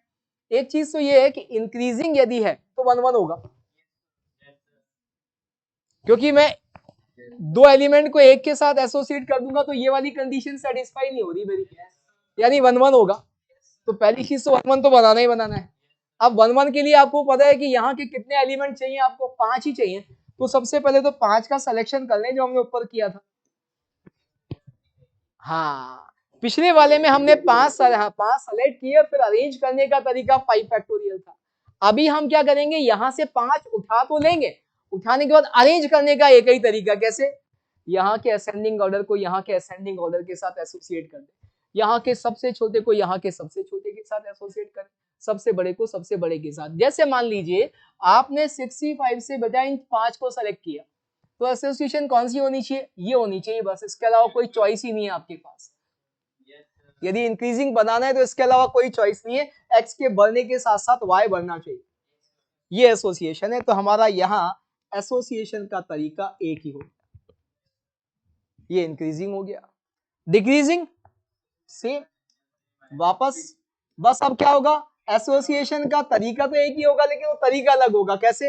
असेंडिंग को डिसेंडिंग के साथ अरेंज करना है, यानी 1 को सबसे बड़े के साथ में 2 को उससे छोटे के साथ ऐसे चलेंगे, एसोसिएशन रिवर्स होगी। तो आपके पास हाँ यहाँ पे इंक्रीजिंग डिक्रीजिंग ये भी निकल जाता है। ठीक है ना। अब इसी में बच्चे मैं आपसे एक छोटी सी चीज और कह रहा हूं कि मान लो हम एक नया क्वेश्चन यहाँ फ्रेम करते हैं और उसमें से मैं 30 को उड़ा देता हूं, ये मैंने यहाँ नहीं लिया, और मैंने आपसे पूछा कि आप मुझे नंबर ऑफ फंक्शंस बता दें। हम अलग से लिख ही लेते हैं। सेट ए में मैंने क्या ले लिया? 1 2 3 4 5। सेट बी में ले लिया मैंने बच्चे 2 5 10 17 26, ऐसे ले लिया। अब मैंने कहा आप मुझे नंबर ऑफ फंक्शंस बता दें।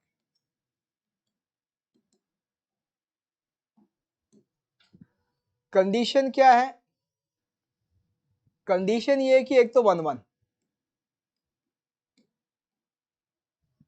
और साथ ही साथ क्या, साथ ही साथ f of xi is not equals to xi square plus 1 for all xi belongs to R।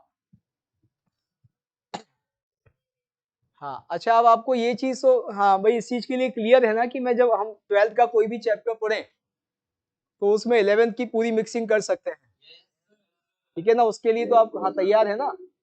हाँ बस वो मैं करूंगा, क्योंकि यदि आप हाँ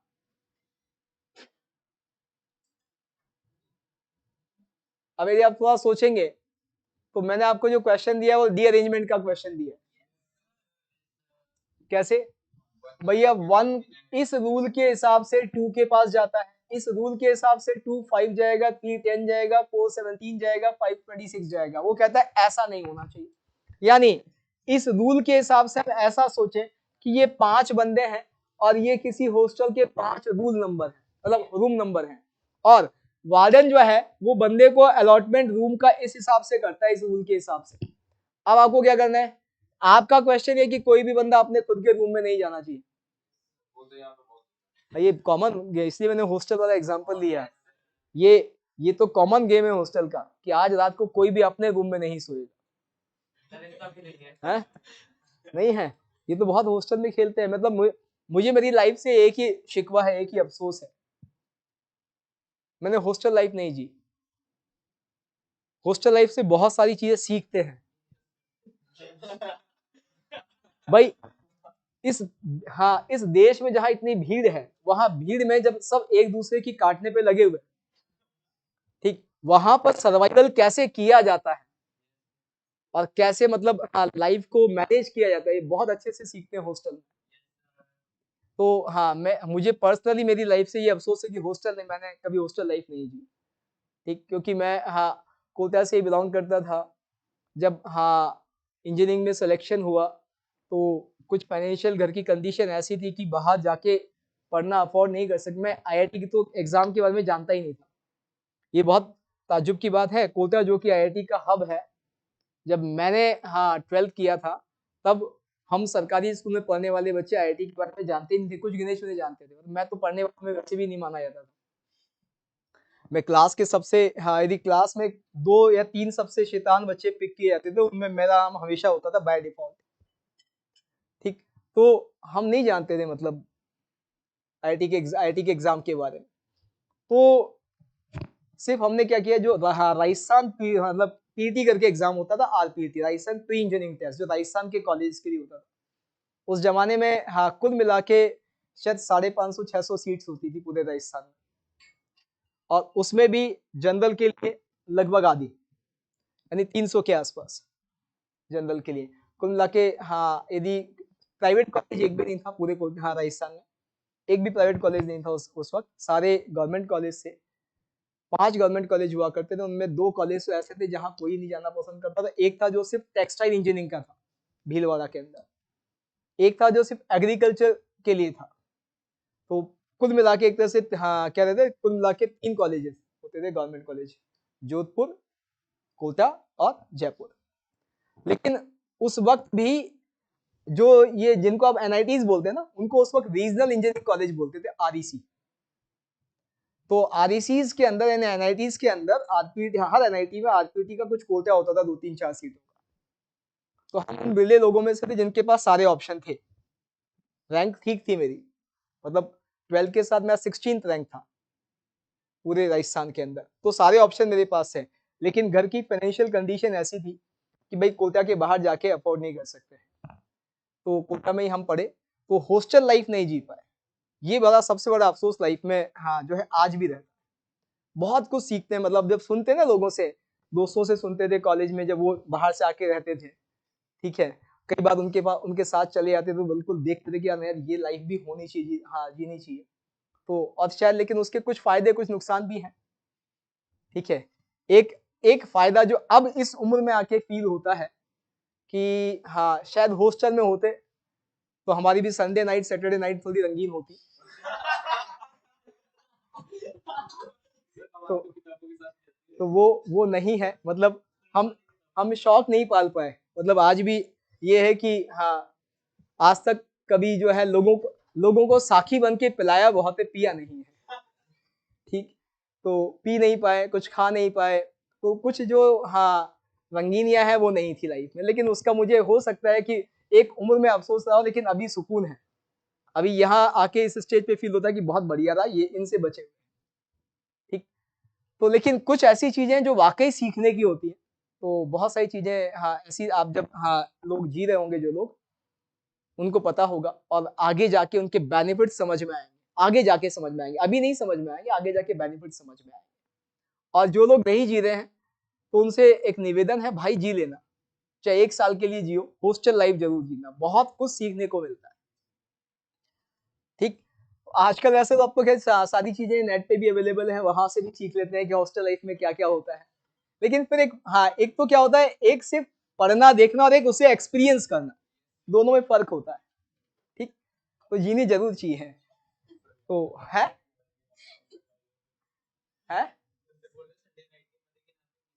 नहीं नहीं कोई बात नहीं, इसे इसे मैं हॉस्टल लाइफ नहीं कहूंगा, जब आप कॉलेज जाएंगे तब हॉस्टल लाइफ एंजॉय करेंगे, ये हॉस्टल लाइफ नहीं है, तो मतलब एक तरह से आप हाँ हॉस्टल लाइफ का मतलब फ्री, हाँ ये तो रेस्ट्रिक्शंस वाली है।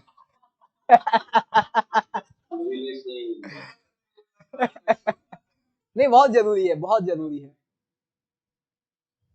ठीक। चलिए तो ये आपके पास हाँ, अब इसमें वही कि भाई वो जो हॉस्टल का कॉमन गेम है कि आज कोई भी अपने रूम में नहीं सोएगा, वो वाली कंडीशन है कि हर बंदा जो है अपने रूम में नहीं चाहिए। तो यहाँ यदि आप देखोगे तो क्या है बेटा, इसका एसोसिएशन आपको इसके साथ नहीं चाहिए, इसका एसोसिएशन इसके साथ नहीं चाहिए, इसका इसके साथ नहीं चाहिए, इसका इसके साथ नहीं चाहिए, इसका इसके साथ नहीं चाहिए, इसका इसके साथ नहीं चाहिए, ठीक। तो अब यदि आप देखोगे तो यहाँ क्या हो रहा है, रीअरेंजमेंट, कोई भी अपने खुद के प्लेस पे नहीं आए, तो 5 एलिमेंट्स आपको रीअरेंज करने हैं, तो आंसर होगा D5, और D5 आपको बिल्कुल सही 44 होता है यार। अच्छा इसी में मैं छोटा सा चेंज कर दूं बच्चे, मैंने कहा 1 1 तो है बाबू,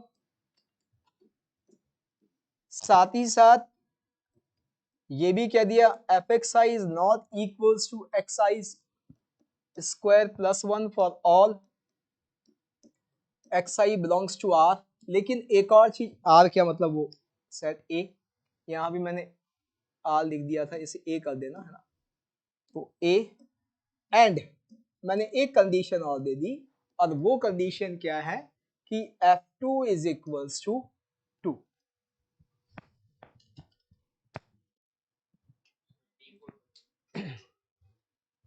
देखो देखो ये D3 पे आ गया, आप D4 पर है,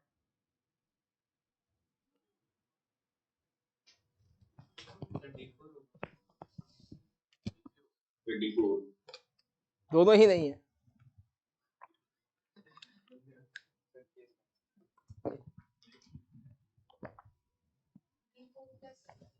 ना।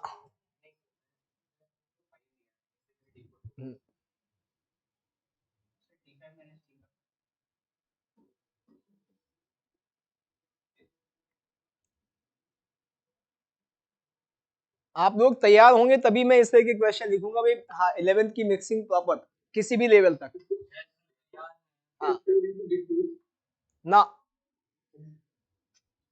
आंसर मैं आपको हाँ, चलिए चलिए सोचिए सोचिए सोचिए, बहुत बढ़िया, ये तो बहुत अच्छी बात है कि आप हमें रोकेंगे और आप खुद सोचेंगे, इसका तो मुकाबला ही नहीं है।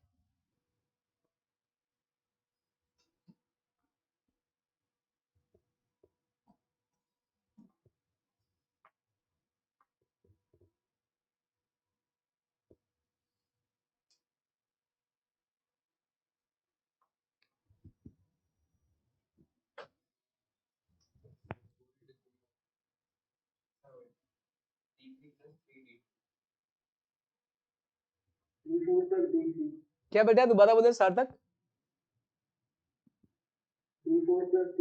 बहुत बढ़िया, D4 प्लस D3।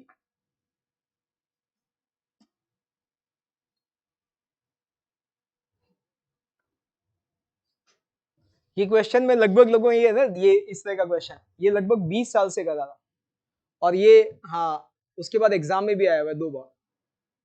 ये अलग है कि जैसे हमने ये ले लिया, कोई और कुछ देता है तो रिलेशन जैसे एलिमेंट दिए वैसे।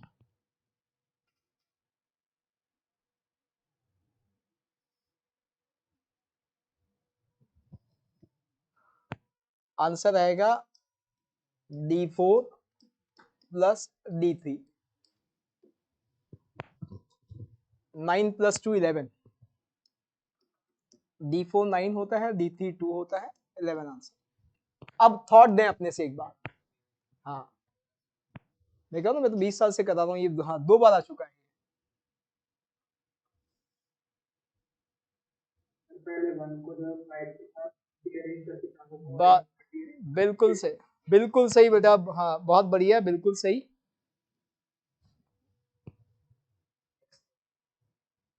अब यहाँ है क्या उसको समझें, इसको फील करेंगे तो आपको दिखेगा बहुत आसान है।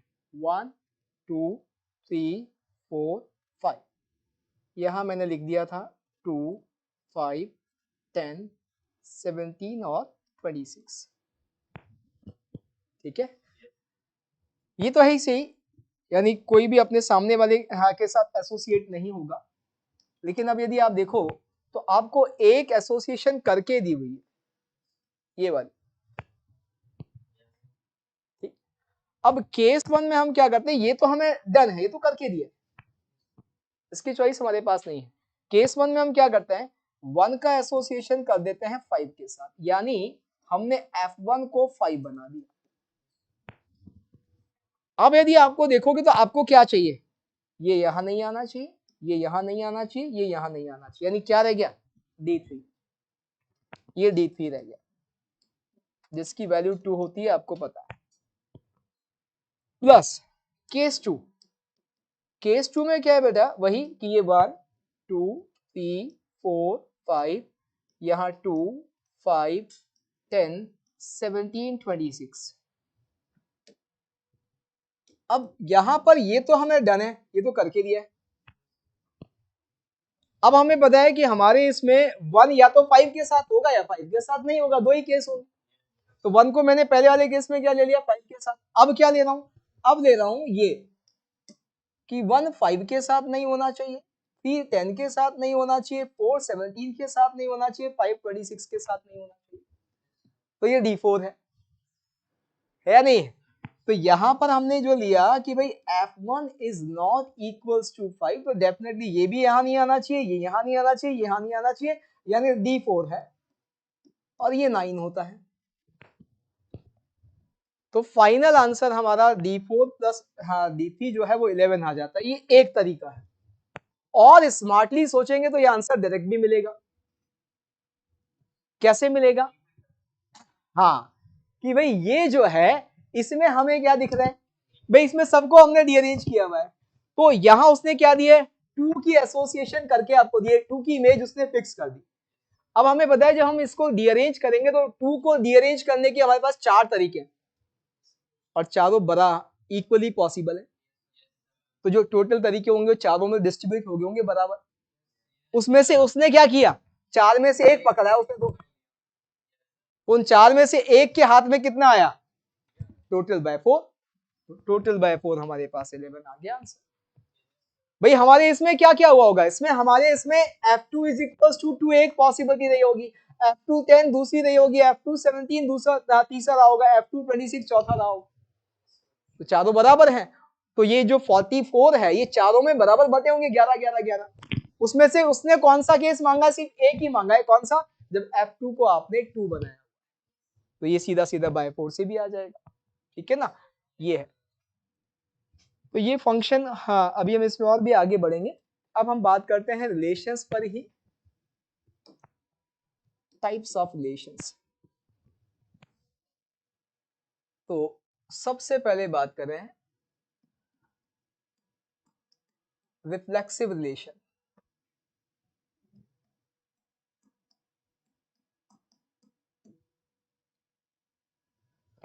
रिफ्लेक्सिव रिलेशन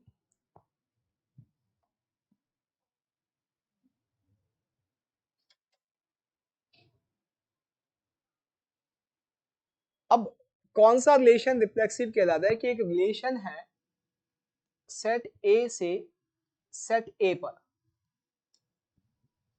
एक रिलेशन है एक सेट से उसी सेट पर, तो वो कहता है कि A, A belongs to R for A belongs to set A। यदि लॉजिकली ऐसे लिखे तो इसको समझेंगे तो क्या कहना चाह रही है कि सेट ए के हर एलिमेंट का खुद के साथ एसोसिएशन होना चाहिए, हर एलिमेंट का खुद के साथ एसोसिएशन होना चाहिए। जैसे मैंने सेट ए का एक एलिमेंट लिया तो दूसरा जो है यानी ए प्री इमेज की इमेज भी ए होनी चाहिए, ए का कम से कम ये वाला प्री इमेज जो है इसका ये इमेज तो होना ही चाहिए, कुछ और भी होगा चलेगा लेकिन एट द लीस्ट क्या होना चाहिए, ए का ए के साथ एसोसिएशन होना चाहिए। ऐसा यदि ए के हर एलिमेंट के लिए हो रहा है तो ऐसे रिलेशन को रिफ्लेक्सिव रिलेशन कहेंगे। अब जैसे मैं एक छोटा सा एग्जांपल लेता हूं, मैंने कहा कि भाई सेट ए जो है वो सेट ऑफ नेचुरल नंबर है, या ऐसे लिख देते हैं R is a relation from set of natural number to set of natural number.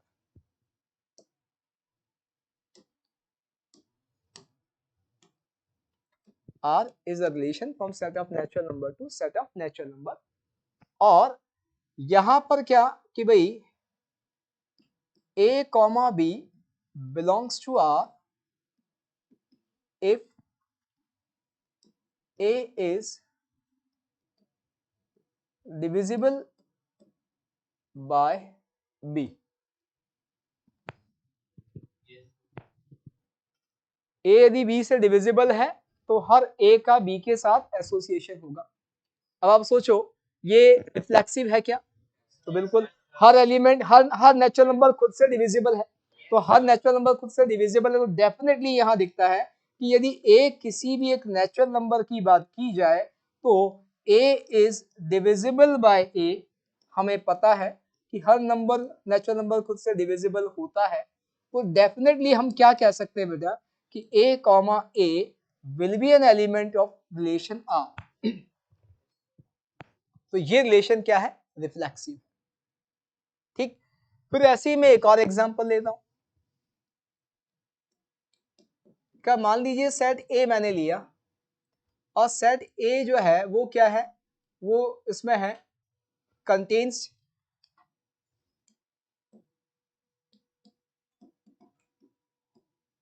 all straight lines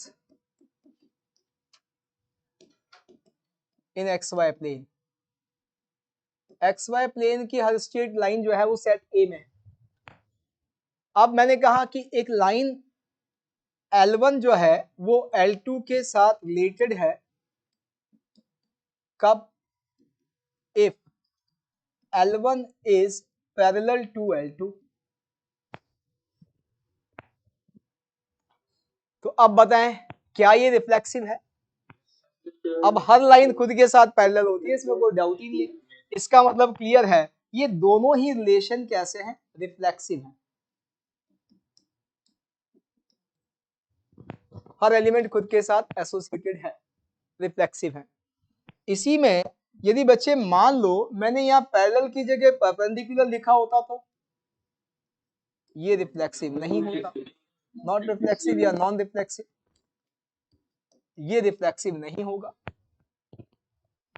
ठीक, तो ये है रिफ्लेक्सिव कि भाई हर एलिमेंट का खुद के साथ यदि एसोसिएशन है, यानी A, हमारे सेट में नजर आना, हमारे रिलेशन में नजर आना चाहिए हर A के लिए, तो ऐसा रिलेशन क्या होगा, रिफ्लेक्सिव होगा। सॉरी। फिर अगला है सिमेट्रिक रिलेशन।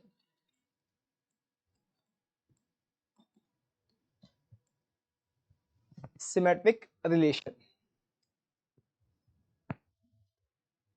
ये क्या कहता है, अच्छा इनको वर्ड्स में लिखने की जरूरत तो नहीं, इससे समझ में आ जाएगा ना। हाँ कि भैया आर बच्चे एक रिलेशन है सेट ए से सेट ए पर, and A, B belongs to R है, एंड B, A, और ऐसे लिखें इसको ज्यादा बढ़िया है, and if A, B belongs to R, then B, A also belongs to R।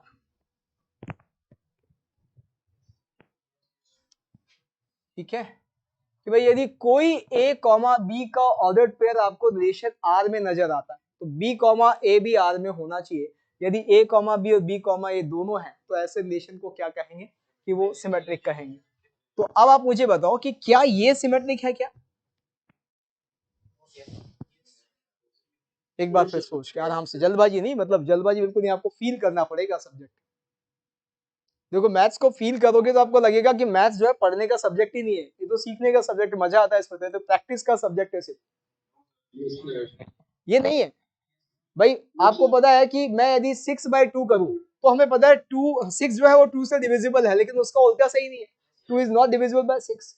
तो यदि यहाँ a कॉमा बी रिलेशन में में कब है, जब a b से डिविजिबल है, यानी कंफर्म पहला एलिमेंट जो है वो दूसरे एलिमेंट से डिविजिबल होना चाहिए, दूसरा जो है पहले का डिवाइजर होना चाहिए। तो ऐसा इस केस में तो हो गया जब आपने एलिमेंट बराबर कर दिए, लेकिन अब आप उल्टा करेंगे तो आपको पता है, हमें पता है 6,2 जो है हमारे सेट में होगा, लेकिन 2,6 हमारे सेट में नहीं होगा, तो this is non symmetric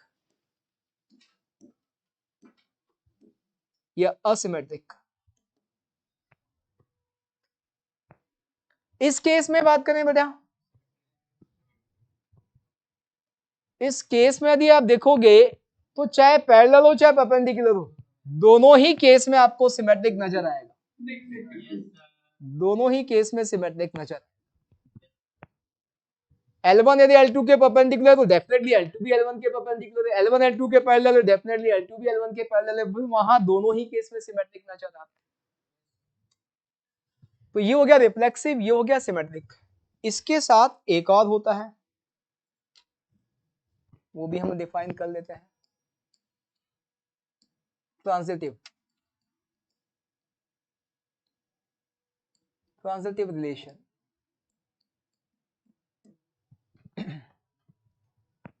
transitive relation में क्या होगा, यदि ट्रांजिटिव रिलेशन की बात करें तो ये कहता है कि भाई late R is a relation from set A to set A and if A comma B belongs to R and B comma C belongs to R, then A comma C also belongs to R, तो हम relation को transitive बोलेंगे। यानी A B के साथ related है, B C के साथ है, तो A का C के साथ एसोसिएशन होना चाहिए, A B के साथ B C के साथ, तो इस B को जो है इसको हटा दो, A का C के साथ डायरेक्ट भी होना चाहिए। यदि ऐसा कोई रिलेशन है तो वो ट्रांजिटिव होता है। अब आप बताएं यहाँ पे जो हमने ये 3 रिलेशन डिफाइन किए, इनमें ट्रांजिटिव है क्या? ये वाला ट्रांजिटिव है क्या? A B से डिविजिबल है, B C से डिविजिबल है, तो क्या A C से डिविजिबल होगा? समझिएगा। तो इसको यदि अब देखो ऐसे केस में फील करने के साथ साथ मैथ से चलेंगे तो आपको सारी चीजें समझ में आई। कई बार फीलिंग हमारी फेल हो जाती है, क्या कि भैया A जो है वो B से डिविजिबल है, इसका मतलब कहीं ना कहीं A जो है वो किसके इक्वल है बच्चे? एक्स बी के इक्वल है, जहां x जो है वो क्या है? एक नेचुरल नंबर। ठीक, इसी तरह से B जो है वो y, हाँ क्या कहते हैं, C से डिविजिबल है, तो B को मैंने लिख लिया YC। अब यहां से बेटा यदि मैं B की वैल्यू उठा के रख दूं, मुझे क्या B एलिमिनेट करना है, तो यहां से B का वैल्यू उठा के यहां रख दूं तो A किसके इक्वल आ गया? A आ गया XYC। तो भाई X भी नेचुरल नंबर है, Y भी नेचुरल नंबर है, तो डेफिनेटली XY नेचुरल नंबर, तो साफ दिख रहा है जो A है वो C से डिविजिबल हो रहा है, हो रहा है नहीं हो रहा है? इसका मतलब क्लियर है कि ये वाला रिलेशन हमारा कैसा है? ट्रांजिटिव है।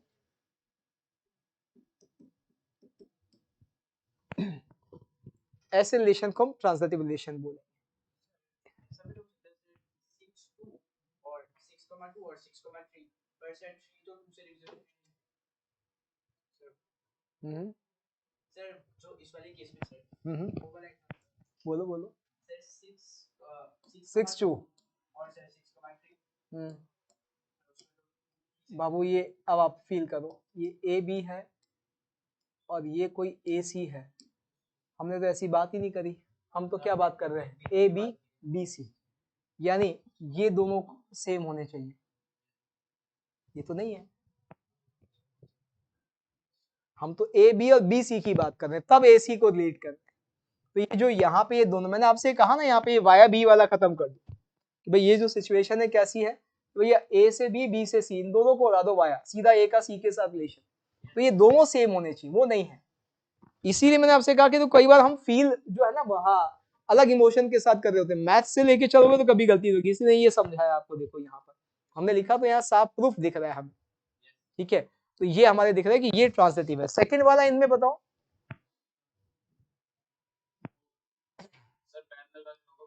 हाँ पैरेलल वाले में होगा, परपेंडिकुलर वाले में नहीं होगा। तो ये जो पैरेलल वाला है ये तो ट्रांजिटिव होगा डेफिनेटली, लेकिन परपेंडिकुलर वाला ट्रांजिटिव नहीं होगा। L1 L2 के पैरेलल है, L2 L3 के पैरेलल, डेफिनेटली तीनों आपस में पैरेलल है, इसका मतलब इसका L1 और L3 का रिलेशन भी आ गया। लेकिन यदि L1 L2 के परपेंडिकुलर है, L2 L3 के परपेंडिकुलर है, तो L1 L3 तो पैरेलल हो गए, पैरेलल हो सकते हैं क्या, डेफिनेटली पैरेलल हो गया L1 L3 तो इसका L1 L3 का रिलेशन यहाँ पे एस्टेब्लिश नहीं होगा, तो डेफिनेटली यहाँ पे परपेंडिकुलर वाला जो है वो ट्रांजिटिव नहीं है। अब यदि कोई रिलेशन ऐसा आ जाए जो रिफ्लेक्सिव भी हो, सिमेट्रिक भी हो, ट्रांजिटिव भी हो, ऐसे रिलेशन को बोलते हैं इक्विवेलेंस रिलेशन। ये लिख लो आप, इफ अ रिलेशन आप भी लिख लीजिए, if a relation is reflexive, symmetric as well as transitive, if a relation is reflexive, symmetric as well as transitive, then relation will be known as an equivalence relation. Then relation will be known as an equivalence relation. Equivalence की spelling, मेरी English बहुत कमजोर है, आपकी ज्यादा अच्छी है। Equivalence क्या होता है,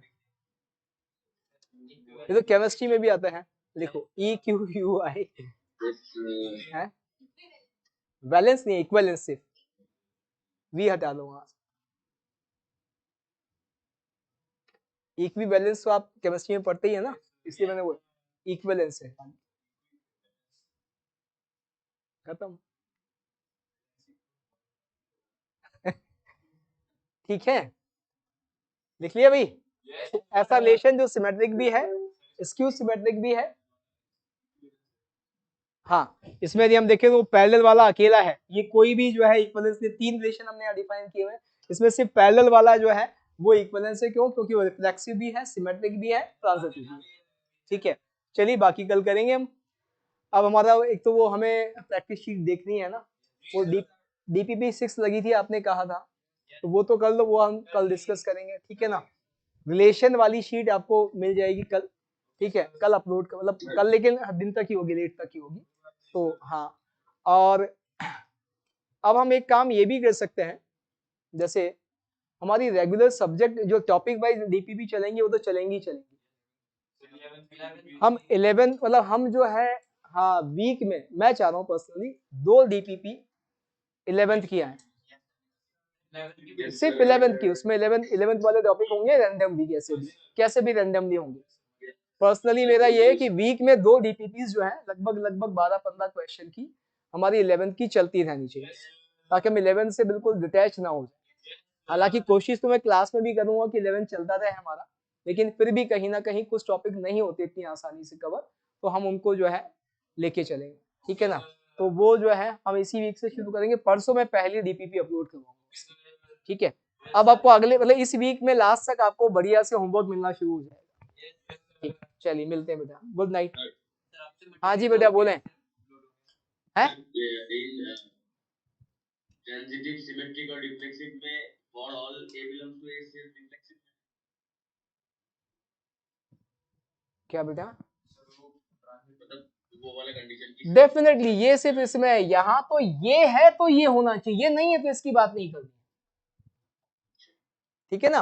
कल हम इसमें अभी आगे और करेंगे तो आपको सारी चीजें क्लियर हो जाएगा। यहाँ सिर्फ यही है, ये है तो इसकी बात करेंगे, ये नहीं, यानी 1,2 है तो 2,1 की बात करनी है। यदि ये नहीं है तो कोई बात नहीं। यदि जैसे मैं बात करूं, एक रिलेशन मैंने ऐसा डिफाइन कर दिया, मान लो सेट ए बच्चे मैंने लिया ऐसा 1 2 3 ऐसा ले लिया हमने सेट ए। तो सेट ए यदि हम ऐसा ले रहे हैं तो हमने यहाँ सेट में 1 2 ले लिया, 1 2 3 ले लिया, तो 1,1 2,2 और 3,3 ये रिफ्लेक्सिव भी है, सिमेट्रिक भी है, ट्रांसलेटिव भी है। रिफ्लेक्सिव तो दिख ही रहा है, हर एलिमेंट का खुद के साथ एसोसिएशन है। और यदि आप देखोगे तो ये भी सेटिस्फाई हो रहा है, ऐसा है तो इसकी बात करनी है। अब 1,2 है तो हम 2,1 की बात करेंगे, 1,2 हाँ नहीं ये तो नहीं है, ये हाँ ये सिमेट्रिक है, ये ट्रांसलेटिव भी है, ये इक्विवेलेंस रिलेशन है, ठीक है ना। तो यहाँ ये है तो बात करनी है, अदरवाइज नहीं करनी। क्लियर, कल बात करेंगे बाकी। और गुड नाइट, ओके बेटा। अभी लगेंगे 10 दिन इस चीज में, ठीक है। वहां से बात मनवानी पड़ेगी कि अभी तो टेस्ट